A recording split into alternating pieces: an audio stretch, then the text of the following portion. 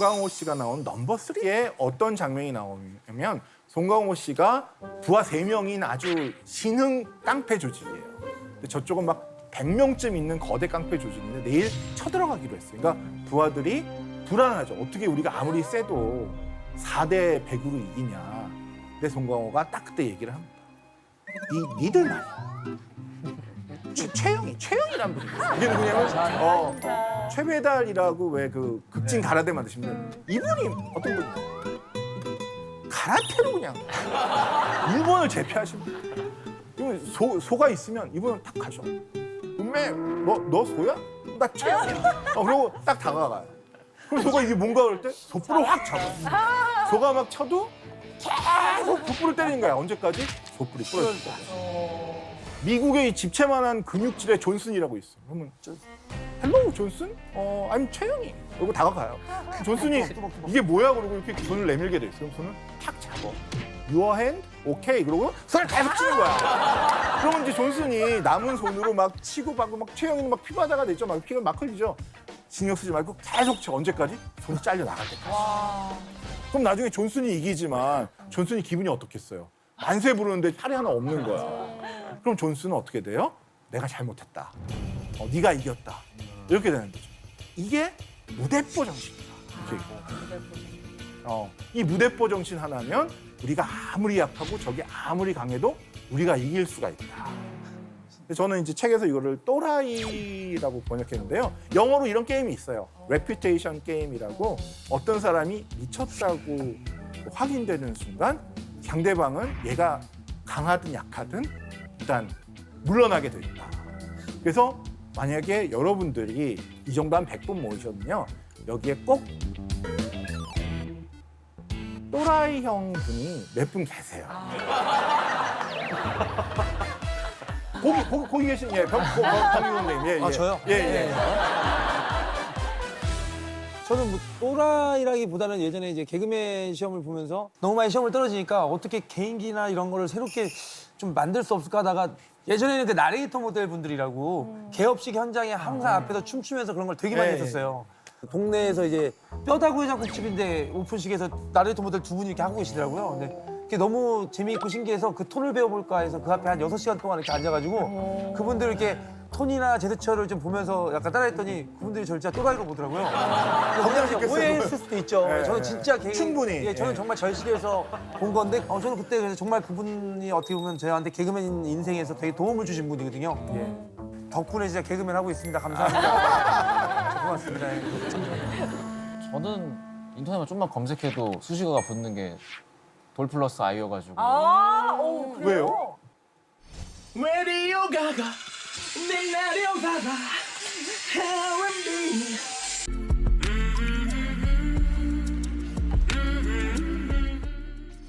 예전에 고등학교 2학년 때인가 개그맨을 준비했었어요. 아유, 네. 아까운 인재 놓쳤네요. 선배님 안녕하세요. 개그맨을 준비했었는데 고등학교 2학년 때 그 내성적인 그 내 성격을 벗어내고자 했던 처음 시작했던 그 도라이 짓이 프리어그였어요. 명동 가서. 그냥 아무나 피아노어요? 안아드립니다를 이거 들고 다녔었어요. 쉽지 않은 거. 지금 생각해도 저는 가서 지금 가도 못할 것 같은데 그게 저의 발화점이었죠. 불이 붙고 그게 좀 더 커지면서 성장하는 것 같아요. 내 몸 안에서 1살짜리 또라이가 조금씩 커지다가 지금 약간 고등학생 됐거든요. 아, 그래요? 고등학생 또라이가 네, 이제 성인 돼 군대 갈 것 같아요. 이분은 약간 또라이신 것 같죠? 진짜 또라이 하나 갖고 있는데.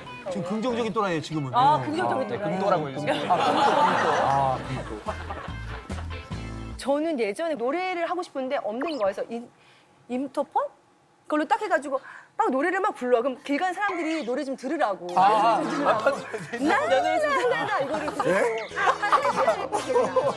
근데 그게 약간 울려가지고 에피스가 나가지고 기분 좋았어요. 많이 놀라시네요. 저희들 얘기 들어보고. 예. 알죠. 어이구, 여러분은 전략이 필요 없으세요. 인생이. 그냥 생긴 대로 사시면 이겨요. 근데 그러시지 않은 분들이 대부분이잖아요. 99%는. 그런 분들은 사실은 잘못하면 또라이들한테 당하고 살 수가 있어요.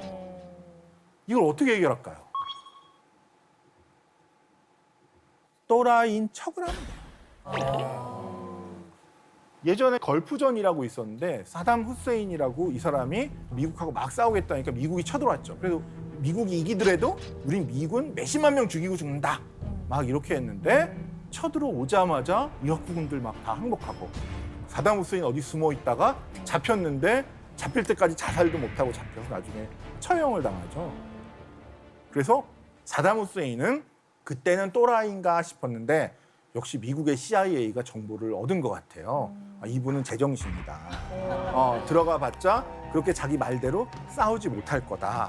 라는 이제 이런 얘기를 생각을 해서 쳐들어간 것이 아닌가라고 생각을 합니다. 역사적 인물 중에 또라이가 또 있어요? 이렇게? 제 생각에는 존 F 케네디라는 대통령이 있었어요. 당시 러시아가 없었고요. 소련이라는 나라가 있었어요. 맞아. 네, 거기에 후르쇼프라는 당서기가 있었는데 미국 애들 좀 버릇 좀 고쳐주게 미국 바로 밑에 있는 쿠바에다가 핵무기를 갖다 놓으려고 했어요.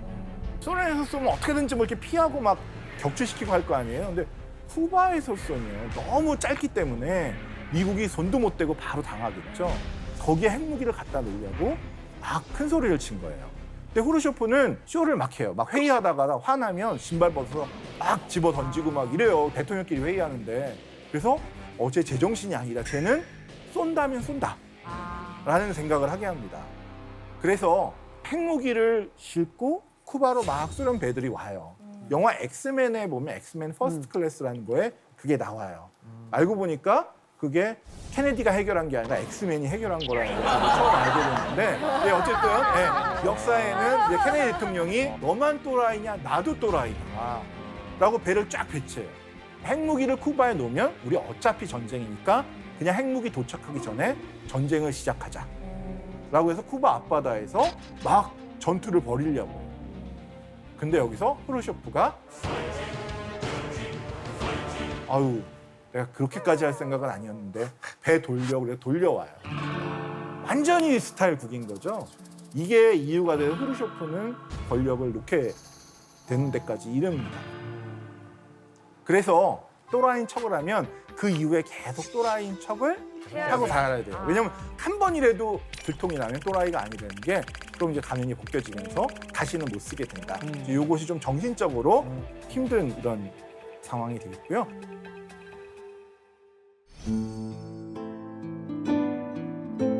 어떤 운명은 늘 그곳에서 나를 기다리고 있다.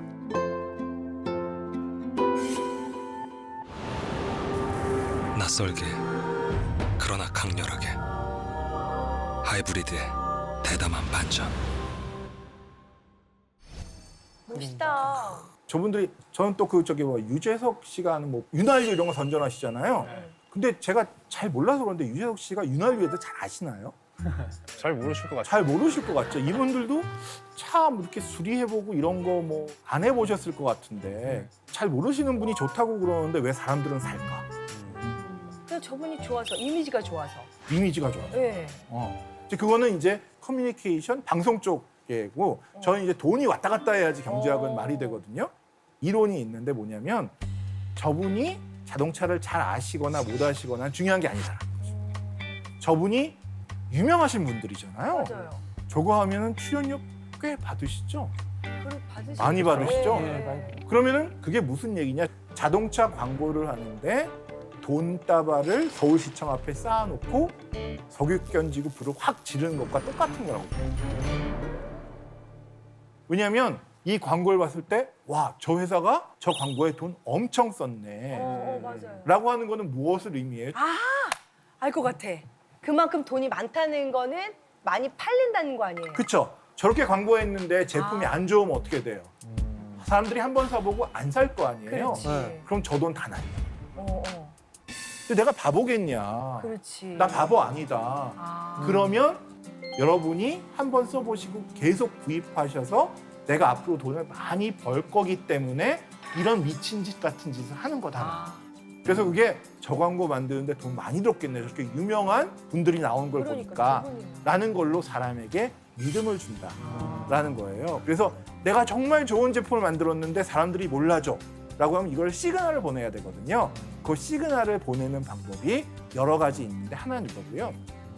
옛날 중국 고사에 죽은 말에 뼈를 사라 이런 고사가 있습니다. 옛날에 연나라라고 조그만 중국 나라가 있는데요. 주변에 막 강대국이 있는데 젊은 세자가 이제 왕이 돼서 그래도 내가 왕이 됐는데 우리나라 한번 부국강병 해보고 싶은 거예요. 그래서 자기 부하 중에 그나마 제일 나은 곽외라고 하는 사람을 부릅니다. 그래서 야 곽외야, 내가 천하의 인재를 모으고 싶은데 어떻게 하면 되겠니? 라고 했더니 이 곽외가 들려주는 얘기가 있는데요. 옛날에 어떤 왕이 천리마, 지금으로 보면 뭐 좀 멋진 그 자동차죠. 천리마를 구하고 싶은데 그래서 부하를 시켜서 저기 어디 멀리 떨어진 지역에 천리마를 사오라고 그랬대요. 부하가 갔다 왔는데 사온 게 천리마가 아니라 말의 뼈를 갖고 왔대요. 그래서 이게 뭐냐 그랬더니 사러 갔던 천리마가 죽었대요. 그래서 빈손으로 오기가 뭐해서 돈 엄청 주고 그 뼈를 사왔다는 거예요. 그래서 왕이 화를 내면서 뼈를 뭐하러 사오냐, 이거 뭐에 쓰려고, 그리고 돈 다 쓰면 어떡하냐 그랬더니 소문이 날 거라는 거야. 저 왕은 천리마에 미친 왕이다. 오죽하면 죽은 천리마까지 돈을 저렇게 주고 사느냐. 왜냐면 천리마를 가진 사람들은 천리마 사준다고 해서 왔는데 갑자기 값을 반으로 후려치면 아유 또 돌아가야 되면 이거 어떡하나 이럴 텐데 이 왕은 그럴 리가 없다. 이 왕은 천리마 가격을 높이 쳐줄 거라는 소문이 나서 천리마를 나중에 중국 천하에서 3마리나 샀다는 얘기가 있으니까 그 말은 뭐냐? 저를 대우를 잘해 주십시오. 저 연나라에서 좀 잘났다는 곽외를 저렇게 대우를 해주는 거 보니까 우리가 가면 어마무시한 대우를 받겠다라는 소문을 내면 된다라고 해서 그 곽외라는 인재를 막 대우를 해주니까 중국 각지에서 악이라는 유명한 장군을 비롯한 사람이 많이 모여서요. 사실은 그때 이 왕이 즉위했을 때 연나라가 엄청난 세력을 누리게 됩니다. 그래서 이렇게 정보가 막 넘치는 이런 사회에서 자기를 드러내고 싶지 않을 땐 좀 오버해서 남들이 하지 않는 미친 짓 같은 것을 해서 자기를 알리는 것도 좋은 거다라는 생각을 합니다. 여러분은 지금 뉴욕 가면 안전하다고 느끼시죠? 아니에요? 제가 80년대에 대학생 때 놀러 간 적이 있는데요. 그때 뉴욕은 정말 위험했어요. 저녁 때면요 정말 위험했고 그때 뭐 조언이 뉴욕 지하철을 탔는데 누가 이렇게 소매치기를 하고 가슴에 쑥 넣어서 빼면 잡지 마라. 가만히 있으면 걔가 돈 빼고 다시 넣어준다. 근데 그거 잡으면 총으로 쏜다. 그 정도로. 그다음에 제가 놀러 갔는데 하루는 총소리가 들리더니 아침에 나가니까 호텔 앞에 피가 있고 막 이런 것도 봤거든요. 그래서 진짜 위험한 도시였었어요 그때는. 근데 그때 제가 라스베가스 가서 느낀 게 아니 뉴욕은 경찰이 지키는데 위험한데 라스베가스는 사실은 좀 전에는 마피아가 이렇게 지배하잖아요. 근데 뉴욕은 꽁꽁 싸매고 다녀도 위험한데 라스베가스는 술 취해갖고 도박하고 현금 많이 넣고 다니는데 범죄가 안 일어나요. 왜 그럴까요? 소매치기 입장에서 생각해봤어요. 뉴욕에서 소매치기 하다 걸리면 누가 잡아요? 경찰 아저씨가. 그럼 경찰이 어떻게 해요? 방에 넣어주고 밥 3끼 넣어주고 좀 이따가 변호사라는 어떤 나이스한 분이 오셔갖고 나를 위해서 막 얘기해주고 어디 가서 막 항의해주고 이러시죠. 라스베가스에 소매치기 하면 누가 걸릴까요? 마피아가 잡아요. 그래서 우리 같은 산업에 종사하는 사람인데 한번 봐달라 라고 하면 마피아가 뭐라고 그래요? 네가 지금 우리 카지노에서 소매치기를 하는 바람에 손님들이 다 다른 카지노로 갔다. 마피아가 화가 나요, 안 나요? 화가 나요. 내가 마피아라도 화가 나죠. 지금 여기 얼마나 투자해서 했는데 어디 소매치기 범이 그러면 이제 되게 엄청난 일이 벌어지죠. 다시는 소매치기를 못하도록 신체상의 뭐를 전 얘기하지 않겠습니다만 지금 정혁 씨가 계속 이런 식으로 얘기를 하는데 그러니까 소매치기가 하루 좀 잘 벌자고 라스베가스 갔다가 평생 저거 되느니 그냥 뉴욕에서 하자라고 뉴욕으로 온다는 거예요. 여기서 알 수 있는 게 아니 마피아는 우리가 돈도 안 줬는데 이렇게 우리를 위해서 범죄자를 잡아주는데 경찰은 우리 세금으로 월급 받으면서 뭐 하는 건가 이런 생각이 많이 들어서 제가 교수님께 여쭤봤더니 이건 네가 모르는 얘기다. 경제학에 이미 이론이 존재한다. 그 이론이 뭐냐면 사실은 마피아가 경찰이다 라는 이론입니다. 그게 뭐냐면 단군 할아버지를 이제 약간 모델로 삼아서 얘기를 해보겠습니다. 우리나라에 이렇게 막 농부들이 농사를 짓고 있어요. 하석진 선생님, 정혁 선생님, 병유 선생님 농사를 짓고 있는데 어느 날 저기 요동 지역에서 사람 잘 하시는 장영남 선생님이 여기 딱 들어오니까 농부들이 농사 지니까 어떻게 해요? 그 쌀 좀 내놔라. 그랬더니 하석진 씨가 내 쌀인데 왜 내놔요? 그랬더니 이제 막 무술을 막 보여주면서 한번 혼나볼래? 그랬더니 어휴 큰일 나겠네. 그러고서는 딱 쌀을 줬어요. 그랬더니 이제 정혁 씨도 성격이 있다고 보이는 주장했으나 바로 쌀 갖고 오고 병규 선생님이 아까부터 대기하고 계시고 그래서 이제 딱 한 다음엔 뭐 농사 짓냐 했더니 보리 농사 짓는다. 보리 농사 끝날 때 내가 올 테니까 열심히 농사 져. 그러고 이제 딱 간 거예요. 보리 농사가 거의 끝나갈 때쯤 솔지라는 남해안에서 그 해적 일을 하시던 분인데 온난화 현상 때문에 좀 올라오셨다가 서울 지역의 상암동에 농부들을 만나게 된 거예요. 그래서 농부들 만나니까 이거 보리 많은데 보리 내놔 그랬더니 이제 아무 소리도 안 하고 뭘 잘하세요? 나는 활을 잘 쏴. 그러니까 이거 안 되겠네. 그러고 이제 다 내놓은 거예요. 며칠 후 자영랑 선생님이 와서 보리 내놔라 그랬더니 보리가 있어요? 없어요? 없죠. 그래서 어떻게 없을 수가 있냐 그랬더니 솔지라는 분이 와서 며칠 전에 걷어갔다. 그럼 자영랑 씨는 지금 화가 나겠어요? 열받죠, 화나죠. 본인 것도 아니잖아요 지금. 그렇겠지? 본인 건 아니지만 도둑 입장에서도 내가 훔치려고 찜해놨는데 딴 놈이 훔쳐가면 화가 날 수밖에 없는 화나지. 거예요. 예. 그래서 어떡하냐? 이제 대동강변에서 우리 자영랑 씨하고 솔지 씨가 한판 붙는 거예요. 딱 붙어갖고 자영랑 선생님이 팍 창을 써갖고 장팔삼을 써갖고 이긴 거예요. 그래서 솔지 씨한테 넌 남쪽으로 내려가라. 여긴 내 거다. 라고 딱 차지한 거예요. 딱 차지했는데 불안한 거예요. 왜냐면 싸움 못하는 3명의 농부들이 또 딴 놈한테 뺏길까 봐. 그래서 어떻게 하냐면 깃발을 꽂아놓고 여기는 장영란 거. 그다음에 이 농부들한테 교육을 시키는 거죠. 내가 이제 때리지 않아도 너희는 알아서 나한테 쌀을 3분의 1을 바쳐라. 그 대신에 내가 제일 싫어하는 게 네가 딴 놈한테 뺏기는 거니까 딴 도둑놈이 오면 종을 쳐라. 그럼 내가 와서 그 도둑놈을 물리쳐줄게. 이게 바로 국가의 기원이라는 거죠. 이 3분의 1씩 걷어가는 게 세금이고. 그래서 경제학적으로 봤을 때는 큰 도둑놈이 도둑질을 하다 보니까 도둑질을 당하는 사람을 내가 위해줘야 됐구나라는 걸 느끼는 거예요. 국가의 역할이 그렇게 시작됐다는 것이 경제학자 분의. 그래서 우리 당군 할아버지도 그런 의미에서 어떤 불곰파 조직이었는데 저기 무슨 백호파 조직을 누르고 한반도인 너희들은 불곰파에 속하는 거다. 백호파는 절대로 오지 못하게 해라. 라고 해서 탄생한 것이 우리 한민족의 한 국가가 아닌가 이런 생각도 좀 해봅니다.